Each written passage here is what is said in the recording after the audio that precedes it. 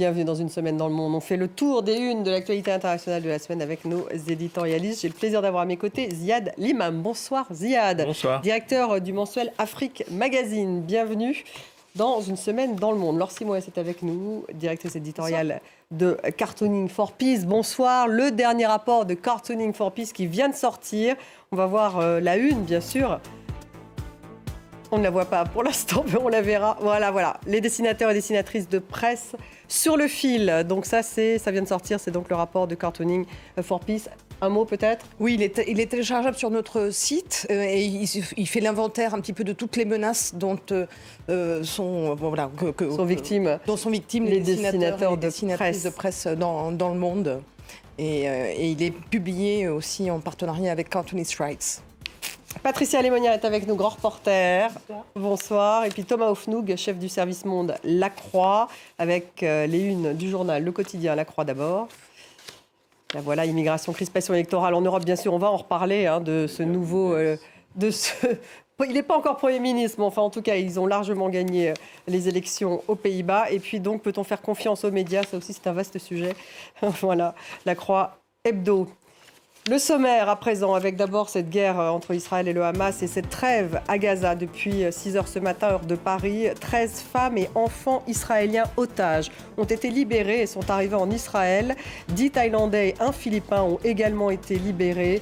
Et en échange, 39 prisonniers palestiniens, des femmes et des adolescents, ont également été libérés, tous de Cisjordanie ou de Jérusalem. 2 victoires de populistes cette semaine, on en disait un mot il y a un instant. Javier Milei, d'abord, le nouveau président argentin, un anarcho-capitaliste qui veut donc passer son pays à la tronçonneuse, comme il l'a dit, mais aussi aux Pays-Bas, avec Geert Wilders, chef du parti d'extrême droite, qui emporte les élections législatives, même s'il devra composer une coalition. Et puis la saga Sam Altman, fondateur d'OpenAI, créatrice de ChatGPT, limogé puis embauché chez Microsoft avant de retourner à OpenAI. 700 salariés d'OpenAI avaient menacé de démissionner si la star de la Silicon Valley ne revenait pas. La guerre en Ukraine, on ne l'oublie pas, aux portes de l'hiver, la Russie affirme avoir abattu 16 drones ukrainiens dans le sud et en Crimée et a lancé une 3e vague d'assaut à Avdiivka. L'Ukraine maintient ses positions dans l'ouest du Dniepr, contrôlé par les forces russes. On démarre bien sûr cette soirée avec ces libérations d'otages. 13 femmes et enfants donc, israéliens qui ont été libérés. Il y a également eu 10 Thaïlandais et 1 Philippin, également otages donc, du Hamas, qui ont été libérés ce soir, contre 39 prisonniers palestiniens libérés pendant une trêve de 4 jours à Gaza. Patricia, vous qui connaissez bien la région et vous la connaissez en temps de guerre justement, déjà c'est inédit ce qui s'est passé. Ça n'est jamais arrivé en temps de guerre. Oui, enfin, au Proche-Orient. Hein. Oui, il y a eu les libérations du soldat israélien en 2011, où je vous rappelle que c'était un militaire israélien, franco-israélien d'ailleurs, contre plus de 1000 prisonniers palestiniens, dont le chef politique du Hamas, qui est à l'origine, qui a en tout cas participé au montage de cette abominable journée du 7 octobre.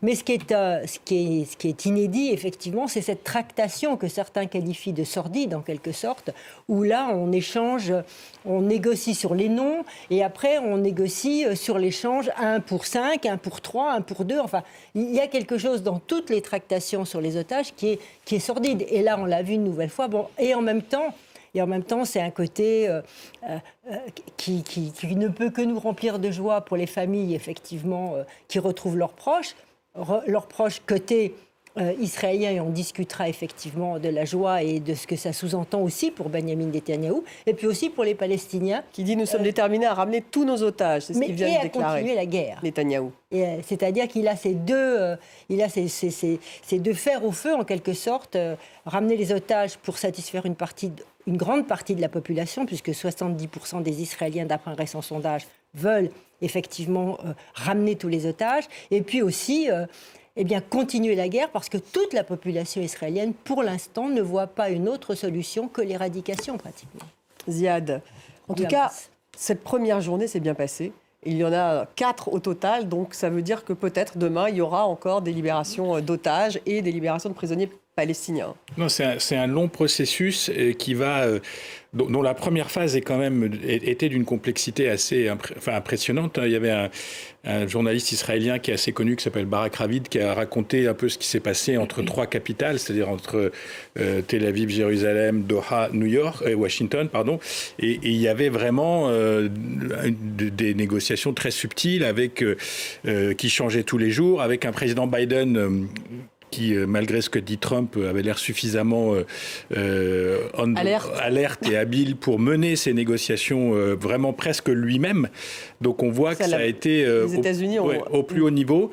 Et puis surtout, c'est des process qui peuvent déraper à n'importe quel moment. Il suffit d'un coup de feu, il suffit d'une erreur, il suffit de quelque chose pour que tout dérape. Alors ce qui est compliqué maintenant, c'est que pour une grande partie de l'opinion globale, on est rentré dans un processus. Et donc, comment, à partir de ce processus qui est malgré tout un processus d'un tout petit apaisement, c'est-à-dire il y a des camions qui rentrent dans Gaza. Il y a aussi des images qui commencent à sortir de Gaza qui sont très impressionnantes sur l'état de l'enclave, de destruction, l'état des gens. Et donc, est-ce que cette opinion est capable de rebasculer dans 4 jours dans une opération de grande ampleur, ou est-ce que l'opération va changer ce qui serait, semble-t-il, la volonté des Américains, qu'elle soit une opération plus ciblée les Américains, ils sont mal placés pour dire ça, parce qu'en Irak, qu'ils n'ont pas été particulièrement ciblés, mais ils mettent un peu la pression sur Israël. Ils mettent un peu la pression pour éviter le retour à la guerre frontale ouverte. Et pour le Premier ministre israélien, c'est extrêmement compliqué parce qu'il a mis beaucoup de crédit du peu qui lui ont resté sur le plan politique dans cette guerre. Et donc on le voit mal aujourd'hui. C'est-à-dire qu'on voit mal tous les scénarios aujourd'hui. À part ce moment qui est un moment, encore une fois, toute petite pause dans la guerre, et donc il faut la prendre, mais tous les scénarios de sortie sont opaques. Donc, et on va vivre ce scénario opaque heure après heure, pratiquement, parce que c'est comme ça que ça va être dans cette guerre qui est toujours en cours. Thomas, et jusqu'à mardi, en tout cas, il devrait y avoir une trêve jusqu'à mardi. Oui, c'est ce que vous disiez. Je pense, est-ce que cette trêve ou cette pause de quelques jours, elle peut être transformée, en fait, est-ce qu'on peut transformer l'essai en quelque chose de plus durable ? Ce qui est intéressant, je trouve aussi, c'est qu'on voit qu'il commence à y avoir des déclarations de certains hauts responsables qui évoquent la suite, en fait, et une sortie politique, parce qu'il n'y aura pas d'autre sortie possible. Les Israéliens disent qu'ils veulent éradiquer le Hamas, mais on sait bien que nous, Français, on voit bien dans le Sahel ce qui s'est passé, les Américains en Afghanistan, quand la guerre contre le terrorisme, ce n'est jamais que du provisoire. Et puis le Hamas, qu'on le veuille ou non, reste représentatif pour un certain nombre de Palestiniens, donc il n'a sans doute pas dit son dernier mot, y compris sur le plan politique, mais il faut commencer à déjà réfléchir à l'après-guerre. Et je vois qu'en Égypte, le président égyptien Sisi dit qu'il parler d'une reconnaissance de la Palestine nécessaire.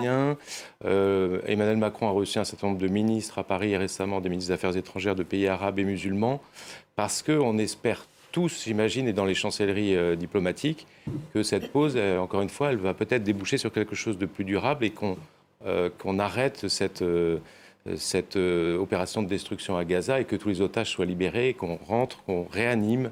Alors, je ne sais pas si on peut parler de processus de paix, parce qu'on en est très loin, mais en tout cas des discussions de nature politique. Des négociations. Trêve à Gaza, 137 camions d'aide humanitaire qui ont donc été déchargés dans l'enclave aujourd'hui. Ça, c'est l'ONU qui le dit. Bien sûr, c'était un peu d'espoir, à Gaza. Oui, d'autant que pendant longtemps, rien n'a pu pénétrer dans la bande de Gaza. Après, c'était une dizaine de camions. Enfin, c'était rien, compte tenu qu'il en passait par jour entre 250 et 500. Donc, avant la guerre. Donc, on voit bien qu'effectivement... Et c'était déjà restreint. Et c'était déjà restreint, puisque Gaza était sous blocus, il ne faut pas l'oublier. Et donc, tout était contrôlé. Il y avait des tas de produits qui ne pouvaient pas rentrer dans Gaza, et ce, avant la guerre. Là, c'est une bouffée, j'ai envie de dire, un peu d'oxygène pour des hôpitaux qui n'ont plus de gasoil, pour des hôpitaux qui n'ont plus assez d'eau, enfin, pour une population. Et puis, il faut quand même se poser la question que si la deuxième phase de la guerre s'enclenche comme l'armée israélienne l'entend, c'est-à-dire le Sud, aller voir ce qui se passe au sud, de Gaza. dégager les fameux tunnels et autres, et ce qui se passe au nord, qu'est-ce qui va se passer pour cette population? Parce qu'il y a eu plus d'1,5 million de gens qui se sont déplacés dans le sud, donc le sud est surpeuplé, manque beaucoup de choses, et ce n'est pas les 500 camions qui vont arriver. Parmi ces 500 camions, certains vivres et vont dans le nord d'ailleurs, parce qu'il y a encore 900 000 personnes qui vivent dans le nord, il ne faut pas l'oublier. Et puis il y a un certain nombre de Gazaouis qui ont essayé de retourner dans le nord aujourd'hui. L'armée israélienne l'a totalement interdit. Tirer sur eux, enfin, leur a dit que tirer à balles réelles. Voilà, c'était pas une bonne chose. Donc, si vous voulez, cette aide humanitaire va être une bouffée d'oxygène, va permettre à la population de vivre, mais jusqu'à quand? C'est-à-dire, Thomas parle de poursuite de la trêve, mais rien ne dit que la trêve ne durera même que 4 jours. Je pense que tous les deux côtés ont intérêt à ce que la trêve dure 4 jours au moins. Aussi bien le Hamas pour se reconstituer. Et l'armée israélienne, pour souffler, faire le bilan, un peu aussi, parce que de temps en temps, il faut faire le bilan sur ce qu'on a fait. Donc les deux ont intérêt. Après, je ne sais pas ce que je pense que ils vont décider. Partie sera ça pourrait reprendre exactement comme avant. Il y a beaucoup d'enjeux, enfin, d'enjeux contradictoires. C'est-à-dire, par exemple, les Américains ne seraient pas contre que le Hamas soit durablement esquinté. Annihilé, ils n'y croient pas non plus, mais durablement esquinté. Mais en même temps, ils sentent bien que c'est une guerre qui devient très impopulaire et qui pose des problèmes de politique intérieure en Amérique, avec une base du Parti démocrate plus jeune, très à gauche. Vous savez tous ces débats qu'il y a aux États-Unis sur le fait que ça serait générationnel, que les plus jeunes, ils sont loin de tout ça, ils ne comprennent pas ce qui se passe et pourquoi on massacre les Palestiniens. Et la Palestine devient une cause... La Palestine devient une cause... auprès de cette jeunesse américaine. Anticoloniale, anti-impérialiste, et donc on l'accepte, on y adhère complètement. Donc les Américains, les Européens, ils sont totalement divisés, mais nous en France, qui sommes un peu presque un pays impliqué par le poids des communautés musulmanes, juives en France, par le fait que c'est quelque chose qui nous est très proche, on voit bien qu'en France aussi, on serait partisan de quelque chose, d'une sortie de crise, puisque le chef d'État maintenant parle de cesser le feu. Donc on n'est plus dans cette discussion. Et puis il y a tous ces Suds globaux qui, même s'ils ne pèsent pas si lourd que ça, mais ils pèsent, qui mettent une pression phénoménale sur le système en disant il faut que ça s'arrête. Les Chinois, les Saoudiens, les Égyptiens... beaucoup de gens veulent que ça s'arrête. Je vous interromps parce qu'on va écouter Daniel Hagari, le porte-parole de l'armée israélienne.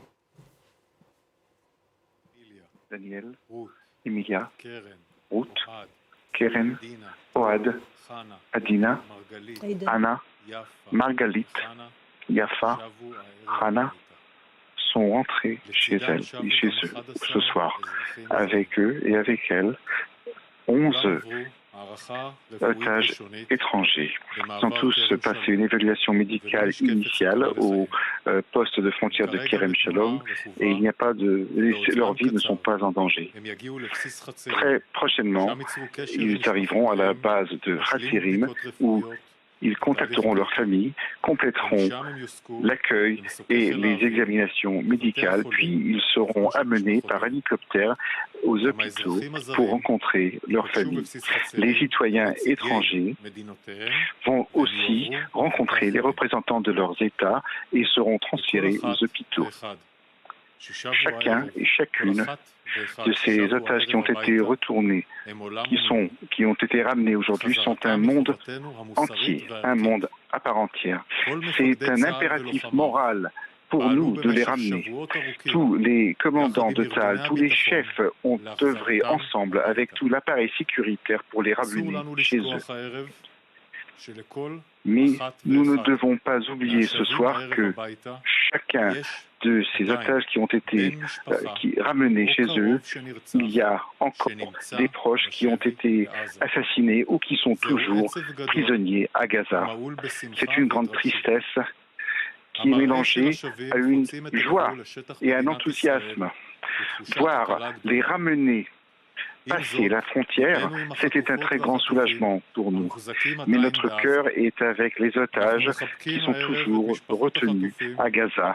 Nous embrassons les familles des otages et nous les voyons tout le temps. Nous avons l'obligation morale de les ramener tous chez eux. Ce n'est que le début du processus et nous nous préparons à la continuation du processus dans lequel nous allons ramener les otages. Rien n'est fait jusqu'à ce qu'il est fait. Et il nous faut être prêts à tout pour toutes les options possibles. Il nous faut pas oublier que le Hamas est un ennemi cruel et sans scrupules.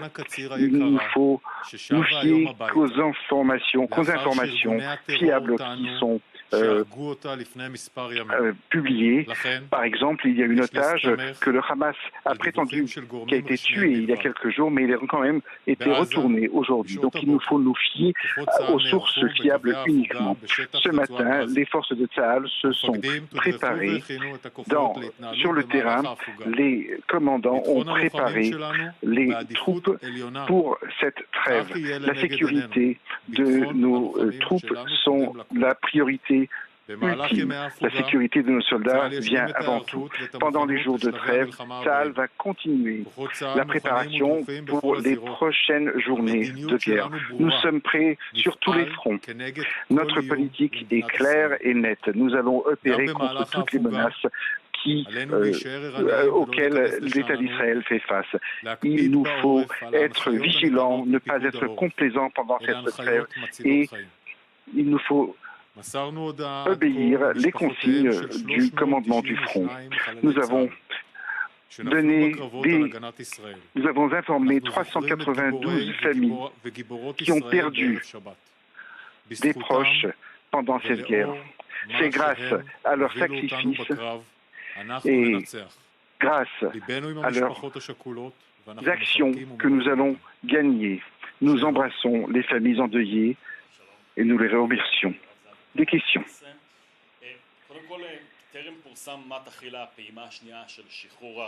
Nous ne savons pas encore, il n'a pas encore été publié ce que sera la deuxième étape du retour des otages. Qu'en savez-vous? Thomas, un commentaire peut-être. Alors c'est vrai qu'il dit bien, le chef de l'armée israélienne, on va poursuivre le processus, mais en même temps on se prépare à poursuivre la guerre. Donc le processus de libération des otages et des libérations des prisonniers palestiniens et de la guerre. On voit bien, c'est exactement le dilemme dont on parlait. Exactement, on voit le dilemme parce que d'un côté, bien sûr, il y a cette volonté de faire sortir tous les otages et de l'autre, que cette pause ne soit pas mise à profit par l'adversaire, en l'occurrence le Hamas, et le djihad islamique pour se réorganiser militairement et mettre en difficulté les troupes. Il a parlé, le porte-parole, de la sécurité en disant que c'était la priorité. Mais en fait, tout est prioritaire, quoi. Si possible, la sortie des otages, la sécurité des soldats, éviter que d'autres menaces ne s'allument ailleurs vis-à-vis de l'État d'Israël, par exemple sur la frontière nord. Donc on voit bien que les Israéliens agissent sur plusieurs fronts. Mais ce qui est intéressant aussi, c'est que, bien sûr, l'opinion israélienne elle-même est très divisée. On a vu qu'une partie de l'opinion israélienne, de la presse israélienne affiliée à la droite nationaliste, voire à l'extrême droite, critiquait ces opérations en disant que la priorité, c'était la lutte contre le Hamas et que les otages devaient passer au second plan. Il y a même eu un recours d'ailleurs à la Cour suprême par justement... Donc Israël fait face à ce dilemme et va continuer donc là durant plusieurs jours, voire plusieurs semaines. Et on va regarder les images justement de ces devant la prison Ofer où il y a eu justement cette libération des 39 prisonniers palestiniens. Donc là, il s'agissait aussi de femmes et d'adolescents qui ont donc été libérés contre justement cette libération des 13 otages israéliens, mais également, donc il faut le rappeler, il l'a bien redit d'ailleurs, le patron de l'armée israélienne, 10 Thaïlandais et un Philippin. Et voilà, donc ça c'était évidemment l'accueil de ces 39 femmes et adolescentes prisonniers palestiniennes donc, qui ont été libérées. Un mot peut-être justement pour rebondir sur cette libération des prisonniers palestiniens, Ziad Limam. Là aussi, des femmes, des adolescents. Donc, oui, parce que la question des prisonniers palestiniens est une question très très importante dans la communauté palestinienne, puisque avec les process de détention administrative, enfin, avec l'occupation, il y a des prisons dont 4 à 6 000 personnes, beaucoup de jeunes. Et donc, une des forces aussi, paradoxalement, du Hamas, c'est que c'est par rapport à l'autorité palestinienne qui n'arrive pas... L'autorité palestinienne a créé une commission, enfin, il y a toute une bureaucratie palestinienne qui gère la question des prisonniers, qui est encore une fois centrale. Mais c'est le Hamas qui obtient des libérations parce qu'ils y vont de la manière forte, que ce soit par la journée tragique et catastrophique du 7, que ce soit par... Donc ça serait une sorte de victoire politique du Hamas versus l'autorité palestinienne. De toute façon, dans les camps et en Cisjordanie, le Hamas a une vraie audience parce que l'autorité palestinienne n'arrive à aucune à obtenir rien d'Israël. Et donc, ils sont perçus comme étant ceux qui obtiennent et ceux qui peuvent peut-être nous sortir de notre situation d'occupation. Même si, pour le Hamas, je ne suis pas sûr que dans la réflexion religieuse d'une partie du Hamas, en tous les cas, l'État de la Palestine, bon, certes, c'est un combat global qui s'inscrit dans celui de la Houma, dans le monde entier. Enfin, il y a aussi ce mode de raisonnement chez les radicaux palestiniens. C'est-à-dire que l'État est peut-être une étape dans un immense combat contre l'Occident, et les croisés, etc. Mais encore une fois, les prisonniers de part et d'autre sont très symboliques. Les otages et les prisonniers sont très symboliques du conflit qui se joue en ce moment. Patricia, juste un mot de conclusion. On va passer ensuite aux autres thèmes et aux dessins. Je dirais que là, on a des otages qui ont été, enfin des prisonniers qui ont été libérés selon des critères très précis quand même par Israël. Il n'y a pas de personnes qui ont fait des crimes de sang, qui ont tué. Les 39, Ce sont des gens qui ont jeté des pierres, essayé d'assassiner effectivement, mais il y a eu une grande attention qui a été portée. Et pour surenchérir... Sur une liste de 300, d'ailleurs, 300 prisonniers noms sur lesquels palestiniens. Les Israéliens pouvaient faire appel, etc. Et donc, il y a eu un seul appel, et les appels, la Cour suprême israélienne les a tous ne les a pas validés. Les dessins. Oui, je vais vous montrer un premier dessin du dessinateur brésilien Amorim qui nous plonge dans ce labyrinthe qu'ont été ces semaines de tractation pour libérer les otages. J'espère qu'on le voit à l'écran, le voici. Donc voilà le labyrinthe. On sait que ça a dû être d'une complexité, on vient de le dire, immense. Et l'image du labyrinthe est, je trouve, assez significative. Un autre dessin du dessinateur français Rodot, parce que c'est vrai qu'avec cette première trêve et cette première libération d'otages, les dessinateurs ont peut-être s'autorisent davantage à l'humour, étant donné la petite respiration qui nous est offerte. Et justement sur le rôle central du Qatar, Gaza, le Qatar très impliqué dans la libération des otages. Niveau soft power, ça coûte moins cher qu'un club de foot, oui, tu m'étonnes. Et puis pour terminer, ce dessin du dessinateur suisse Herman pour la Tribune de Genève, qui est assez cocasse, vers un échange d'otages israéliens contre des prisonniers palestiniens. Si c'est pour être envoyés à Gaza, se disent ces prisonniers palestiniens, étant donné l'état de délabrement dans lequel se trouve Gaza, ça peut faire effectivement un petit peu réfléchir. Voilà, un petit peu d'humour noir sur cette séquence qui nous fait un peu respirer malgré tout. Deux victoires populistes cette semaine, on y vient tout de suite. D'abord Javier Milei, qui est le nouveau président de l'Argentine, un anarcho-capitaliste qui veut passer son pays à la tronçonneuse, a-t-il dit. Mais aussi, plus proche de nous géographiquement, les Pays-Bas, avec cette victoire de Geert Wilders, qui lui donc a remporté les élections législatives, même s'il devra composer une coalition, donc un leader de l'extrême droite. Thomas Houfnouk, qu'est-ce que ça vous inspire ? C'est vrai que le télescopage là est redoutable. Après la petite respiration dont parlait Laure, on replonge dans les affres du populisme, comme vous le dites, mais avec des cas de figure très différents. L'Argentine, l'Amérique du Sud, c'est un pays en crise depuis, pas des décennies, mais depuis très très longtemps. Et là, c'est le dégagisme, c'est-à-dire ras-le-bol de la classe politique traditionnelle. Il y a cet économiste, c'est un économiste de formation, qui s'est fait connaître par la télévision. Tiens, ça rappelle quelqu'un.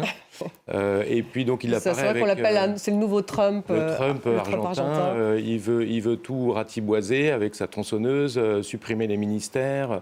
C'est un libertarien, je crois que c'est comme ça qu'on dit, dans le sens où il veut moins d'État et protéger les libertés individuelles. Là aussi un peu à la Trump, je crois. Voilà, donc ça c'est l'Argentine. Il veut aussi faire adopter comme monnaie nationale le dollar, ce qui est quand même assez étonnant, renoncer au peso. Mais là, vraiment, la société et l'économie argentine sont à terre. Donc ça nous paraît bizarre peut-être vu d'ici, mais il représente un espoir et donc la majorité des Argentins ont voté pour lui. En ce qui concerne rapidement les Pays-Bas, Geert Wilders, là on est dans un populisme qui est peut-être plus proche de ce qu'on connaît, populisme européen, anti-migratoire, anti-musulman.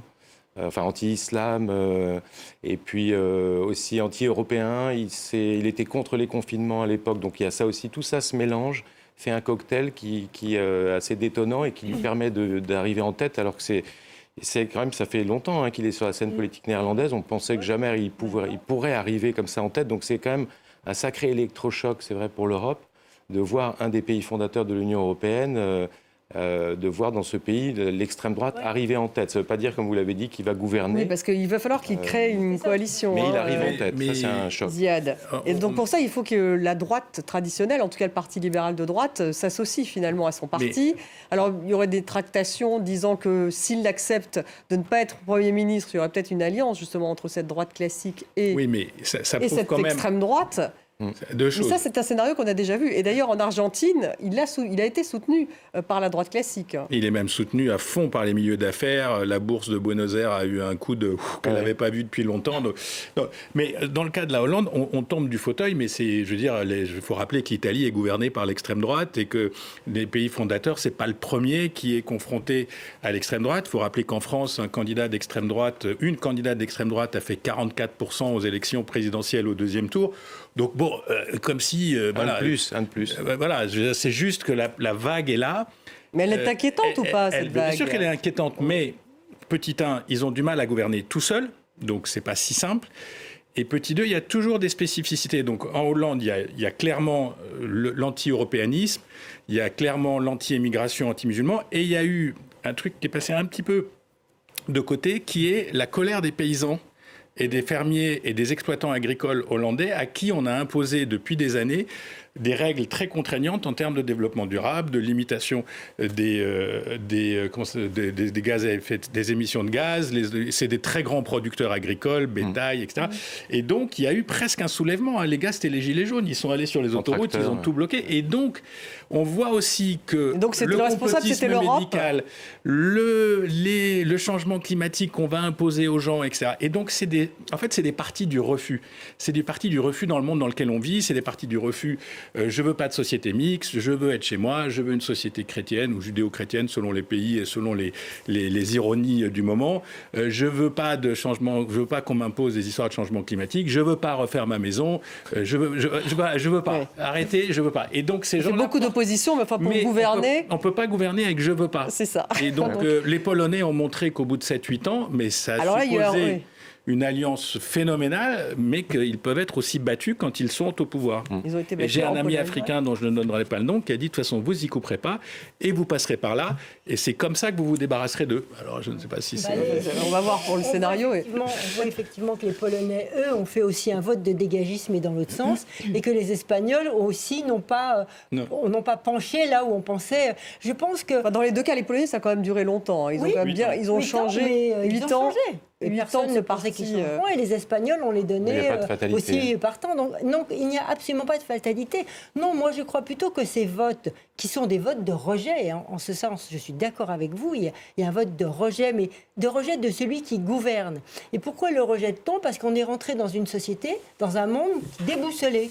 On vous parle de l'IA, on vous parle de la guerre, on vous parle du changement climatique. Et tous les repères classiques volent en éclats. Et quand...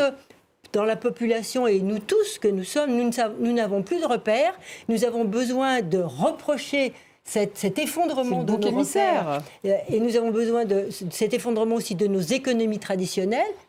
On a besoin de trouver un bouc émissaire. Et le bouc émissaire, c'est l'État. Alors, si c'est un État de centre-droit, un État de centre-gauche, un État de gauche ou un État de droite, eh bien, on veut le renverser parce que c'est lui le responsable, alors que le responsable, ce n'est pas l'État, c'est qu'on est dans une société totalement en mouvement, où tous les critères classiques volent en éclats et que nous n'avons pas de dirigeants, quels qu'ils soient, capables de nous l'expliquer et en tout cas de nous diriger et donner un sens à cette évolution. Et les réseaux sociaux, évidemment, encouragent ce populisme, il faut le rappeler, puisque Javier Milei, il a beaucoup utilisé les réseaux sociaux, comme Bolsonaro d'ailleurs à l'époque.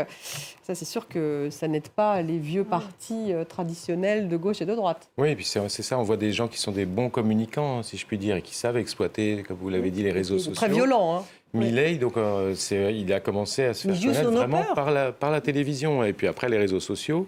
Mais c'est vrai que c'est des redoutables leaders qui savent manier ces armes audiovisuelles et les réseaux sociaux à leur profit. Oui, mais ils jouent sur nos peurs. Et proposer des solutions simples. C'est ça le populisme. Il y a des élections européennes dans quelques mois. Il ne faudrait pas être surpris que le bloc des droites identitaires ou nationales devienne presque incontournable. Ce qui serait quand même une ironie extraordinaire. Donc c'est quand même... c'est quand même un défi européen. Même si ça change d'un pays à l'autre, c'est jamais les mêmes. D'ailleurs, ils n'arrivent jamais à s'entendre au Parlement européen, donc ça prouve que l'ADN n'est pas aussi transversal. Même les partis nationalistes n'arrivent pas à s'entendre. Parce qu'il y a le danger russe ou pas aussi, l'ennemi russe ou pas. Les dessins. Oui, il y a un premier dessin du dessinateur espagnol Cap sur justement l'élection de ce Javier Milei. C'est un pas en arrière pour l'humanité, mais c'est un vrai bon client pour les dessinateurs de presse, parce que son naturel dépasse la caricature à lui tout seul. Donc voilà, il fait même peur au petit soleil argentin du drapeau avec sa tronçonneuse qui est devenue tout un symbole. On se passera de commentaires sur l'image et puis l'image de la tronçonneuse. Je suis pas psy, mais il y aurait beaucoup à dire. Bon bref, un deuxième dessin du dessinateur français Gillot qui nous propose un portrait de famille politique. La famille Adams présente son dernier avorton, le petit Javier, et vous aurez reconnu évidemment le petit Javier qui est flanqué donc de papa Trump et de papa Bolsonaro. Il a de qui tenir, et puis peut-être même qu'il les dépasse en excentricité, ce Milei. Donc il fait effectivement très peur.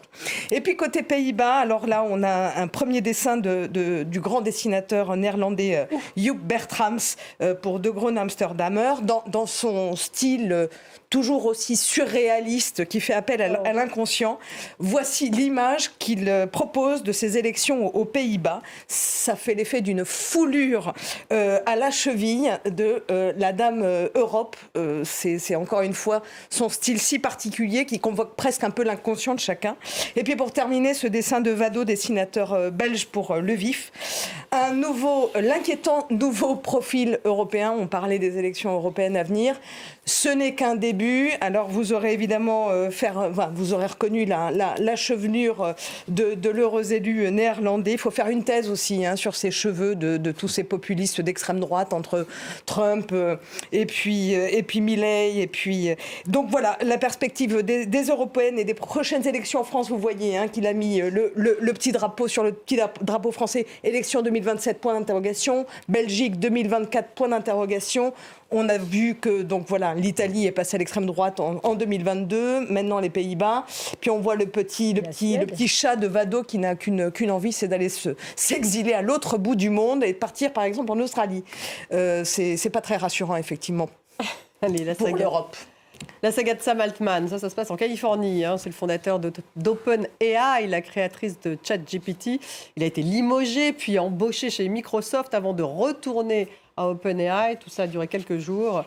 Bien sûr, défrayer la chronique de l'autre côté de l'Atlantique jusqu'au Pacifique, bien sûr. Et 700 salariés d'OpenAI qui avaient menacé de démissionner si la star de la Silicon Valley ne revenait pas.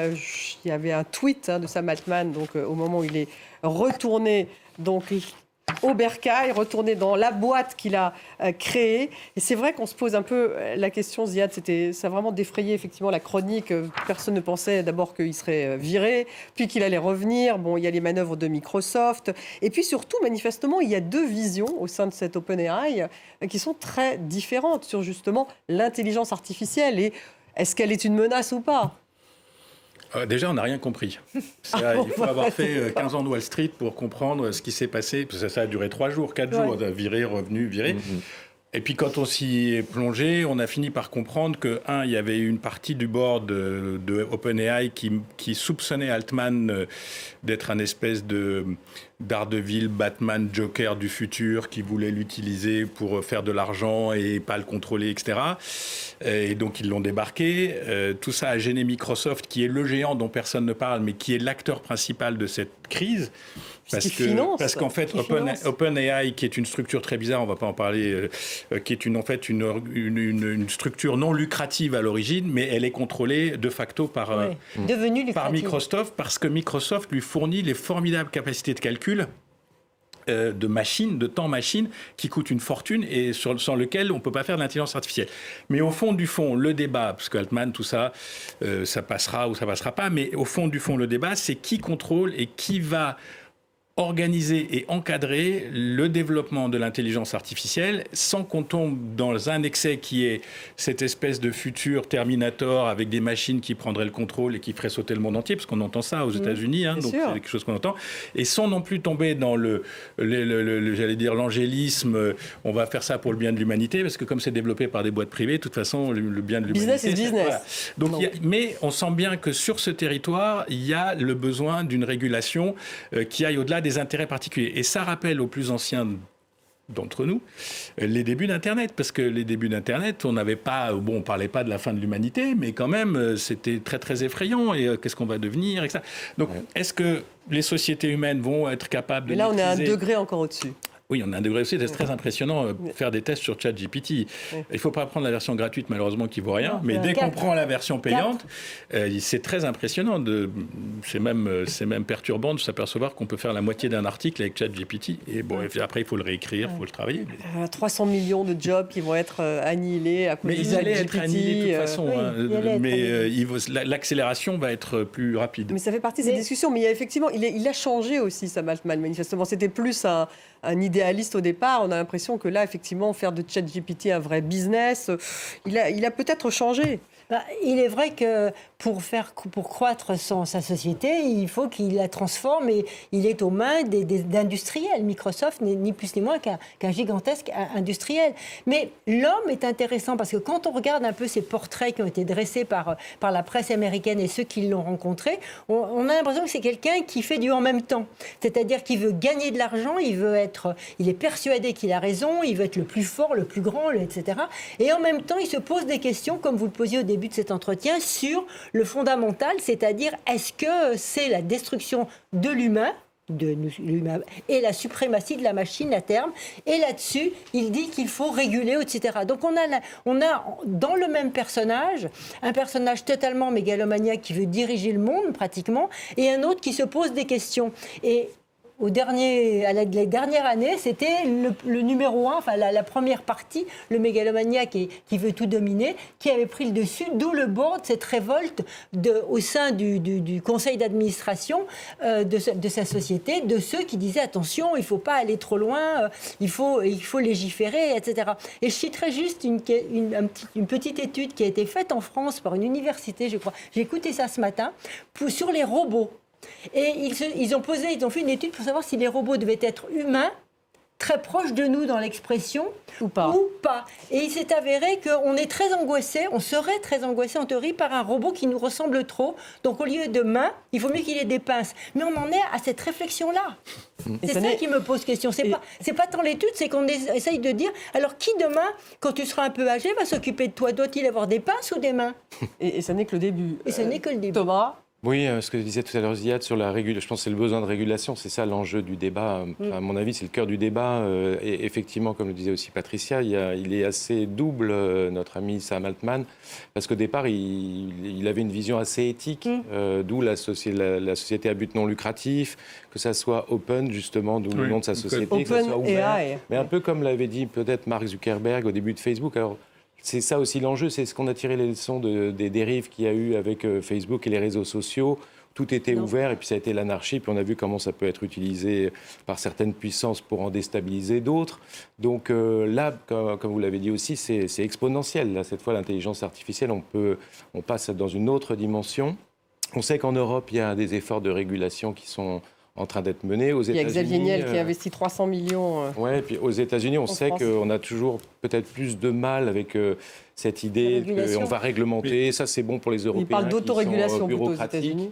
Mais c'est vrai que souvent, c'est un peu la main invisible aux États-Unis. Mais quand même, il a été entendu, Sam Altman, par le Sénat. On a le sentiment que les politiques américains, les responsables américains se rendent compte que là, il ne faut pas répéter les mêmes erreurs que par le passé, en tout cas, espérons-le. Puis surtout, militairement, il ne faut pas que ça échappe trop au contrôle des Américains, il faut que ça soit chez eux, quoi. Oui, il y a l'enjeu militaire, bien sûr. Les dessins.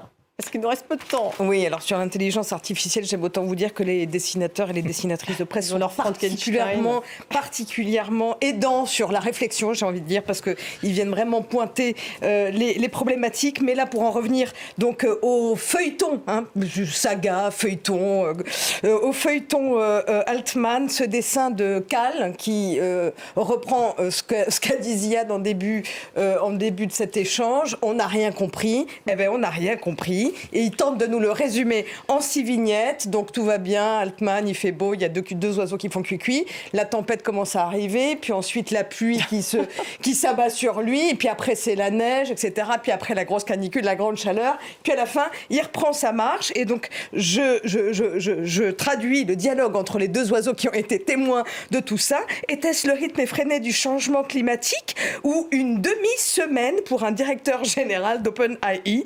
Mais voilà. Même les 2 oiseaux n'en reviennent pas en 3 jours. Et on aura tout vu. Et puis, pour terminer, ce dessin de Vado, dessinateur belge pour Le Vif, que s'est-il passé? Qui a compris quoi? Même les protagonistes s'interrogent. ChatGPT, pourquoi avons-nous viré Sam Altman? Et l'intelligence artificielle qui répond, parce que vous êtes des couillons. Voilà. Ça sert à ça. Ça sert à ça, l'intelligence. Donc voilà, il fait des progrès. Il devient beaucoup moins politiquement correct, dit ce 3e collaborateur. C'est peut-être en fait ce qu'on vient de voir là, un des premiers symptômes des dégâts de l'IA sur nos prochaines, sur nos vies. Des choses qu'on comprend plus très bien et qu'on ne maîtrise pas. La guerre en Ukraine, il nous reste 5 minutes. On ne l'oublie pas, bien sûr. La Russie qui affirme avoir abattu 16 drones ukrainiens dans le sud et en Crimée. Et elle a lancé, la Russie également, une 3e vague d'assaut contre la ville d'Avdivka. Et l'Ukraine, de son côté, maintient ses positions dans l'ouest du Dniepr, qui est contrôlé par les forces russes. Ziad, on peut dire en tout cas qu'ils y tiennent en fait à cette partie orientale du Dniepr, les Ukrainiens. Ouais, surtout, ils tiennent à ne pas donner l'impression qu'ils sont sur la défensive, que les forces russes ont cette espèce, on l'a dit beaucoup dans cette émission, de profondeur stratégique, de profondeur en termes de troupes, de munitions, etc. Et que donc ça ne cède pas et que l'hiver approchant, on risque même d'avoir un retournement de situation. Et en même temps, on a des discours assez particuliers de Vladimir Poutine qui, dans un G20 en Zoom, dit en gros, mais ça serait quand même pas mal qu'on essaie de réfléchir à une solution, mais c'est pas nous qui bloquons, c'est les Ukrainiens. Donc on est dans cet entre-deux, juste avant l'hiver, qui est une période de guerre et qui peut aussi faire des changements stratégiques importants. Patricia, la guerre n'est pas terminée. La guerre n'est pas terminée, mais tout le monde se fatigue. C'est ça qui est important en ce moment. On voit cette fatigue aux États-Unis, évidemment, on l'a déjà longuement expliqué sur ce plateau. Et on voit aussi la fatigue en Europe, et avec l'arrivée des populistes dans de nombreux États, Slovaquie, donc maintenant, effectivement, Pays-Bas, Danemark, et même Suède, puisqu'ils sont là aussi, eh bien, on sent une fatigue et une envie de moins aider l'Ukraine. Et je pense que le président ukrainien le sait, le sent, et pense que les temps sont durs, alors que Vladimir Poutine, lui, il a le temps pour lui. Moi, je dirais, peut-être pour compléter ce que vient de dire Patricia, sur la fatigue, pour commencer, c'est la fatigue des protagonistes, aussi bien côté ukrainien que russe. Côté ukrainien, il y a une montée, un début de contestation quand même. On a vu des manifestations à Kiev contre la corruption, en disant qu'il n'y avait pas assez de crédit pour où est l'argent pour les militaires, qui devrait aller aux militaires. Donc l'étoile de Volodymyr Zelensky, elle pallie un tout petit peu. En tout cas, on sent bien qu'il est plus vulnérable que par le passé. Puis il a des difficultés maintenant aussi à se faire entendre avec ce qui se passe au Proche-Orient. L'opinion est évidemment rivée sur le Proche-Orient. Exactement. Et côté russe, certes, on a l'impression que peut-être la contre-offensive ukrainienne ayant échoué pour l'instant, c'est plutôt la Russie qui est en position à nouveau de force. Mais quand vous voyez que Poutine est obligé de libérer des meurtriers, des gens qui ont été condamnés pour meurtre, parce qu'il manque de troupes et d'hommes pour aller sur le front, et qu'ensuite, c'est ce qui s'est passé pour un des meurtriers de la journaliste Anna Politkovskaya, qui a été libéré pour service rendu en Ukraine, on voit quand même que là aussi, on a un problème peut-être aussi d'effectifs. Donc je pense qu'on est toujours dans cette course contre la montre ou d'endurance. Il faut durer des deux côtés, et je crois qu'avec l'hiver, le front va être gelé globalement. Et les dessinateurs ? Alors, je vais vous montrer un seul dessin parce qu'on n'a pas le temps de tout montrer. Donc, ce sera, j'espère qu'en régie, on va me suivre. Ce sera le dernier dessin de Chapat, un dessinateur suisse. Voilà. C'est pas celui-ci, mais c'est pas grave. C'est le dernier dessin qu'on pourra passer en régie. Mais on l'aime celui-là aussi. Oui, alors justement. Voilà, merci beaucoup. Je vous ai ressorti un dessin qui date de 2013 parce qu'on vient quand même de fêter les 10 ans de la révolution de la place Maïdan. Je voulais quand même vous remontrer cet ancien dessin de Chapat qui était paru à l'époque dans The New York Times au moment de la révolution de Maïdan, quand les Ukrainiens bravaient le froid pour manifester. Ukraine dans l'Union européenne, c'était quand même les drapeaux qui étaient brandis. Vous préférez le gaz de la Russie ou la démocratie de l'Europe, dit cette force de l'Europe qui a réprimé les Ukrainiens. Donc je trouvais que c'était important aujourd'hui, quand on voit que la guerre rentre bientôt dans sa 2e année, ça fait un petit peu froid dans le dos de voir que cette révolution, elle est quand même, elle est là en mémoire, mais les combats sur le terrain sont pas du tout rassurants pour les Ukrainiens qui se battent. 2e année de guerre qui toujours. Merci beaucoup, Laure Simouès, Ziad Limam, Patricia Lémonière, Thomas Hoffnugg. Merci à vous tous de nous avoir suivis. Vous retrouvez l'émission sur les réseaux sociaux et en podcast. À lundi.